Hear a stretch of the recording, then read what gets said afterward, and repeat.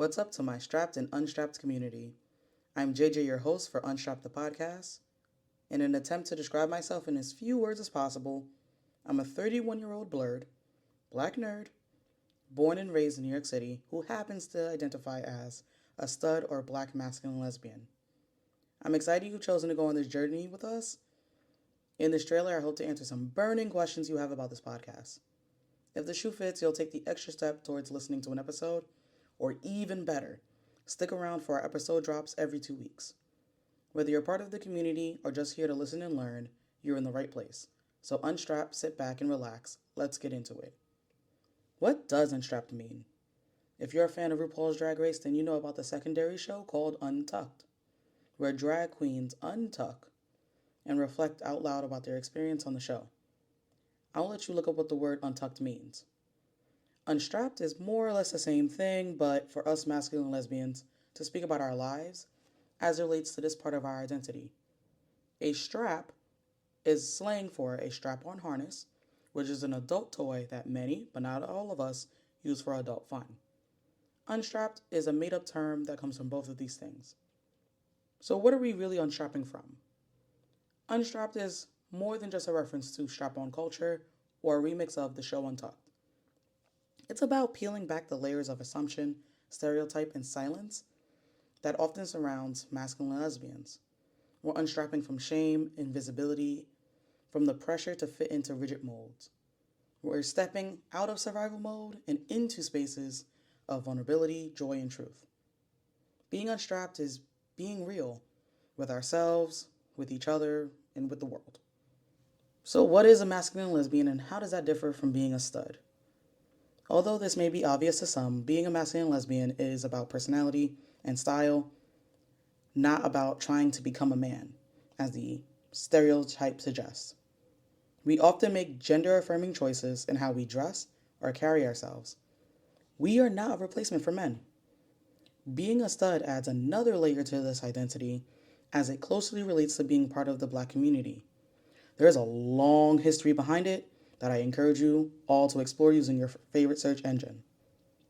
Something important to flag is that the masculine lesbian community goes by many other labels, including the more well-known term butch, and some go by no labels. Why did I start this podcast? I've never leaned into this part of my identity, mostly due to not being surrounded by my own community and how negatively the world treats us. Now that I'm more confident about this part of me, surrounded by more like me, my life finally feels whole. I hope this platform connects us to each other, our siblings in the LGBTQIA+ community, and our allies. What makes this podcast unique?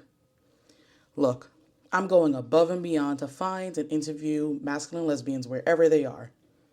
I'm set up to interview folks locally here in New York City or remotely from anywhere in the world. My goal is to make sure a variety of voices are heard. That's how we truly represent masculine lesbians as a whole, by reflecting our diversity in experience, style, background, and perspective. It's not easy work for a lot of reasons, but it's the kind of representation I wish I had growing up. What values guide this conversation?